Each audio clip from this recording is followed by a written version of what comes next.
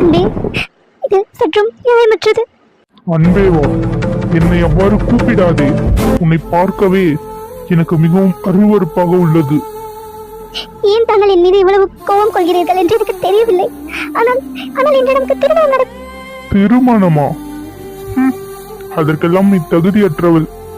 இன்றுதானே உன்னுடைய சுயரூபம் எனக்கு தெரிய வந்துள்ளது. நான் களங்கமற்றவள், நம்புங்கள். அதை பற்றி நீ பேச தகுதியற்றவள். இன்று திருமணமும் நடைபெறாது, ஒன்றும் நடைபெறாது.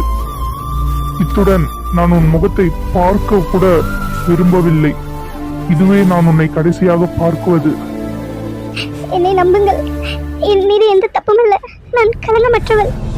வாயை மூடு லேகா. உன்னை பார்க்கவே எனக்கு மிகவும் அருவருப்பாக உள்ளது. இங்கிருந்து சென்று விடு. என் கண் முன்னே நிற்காதே.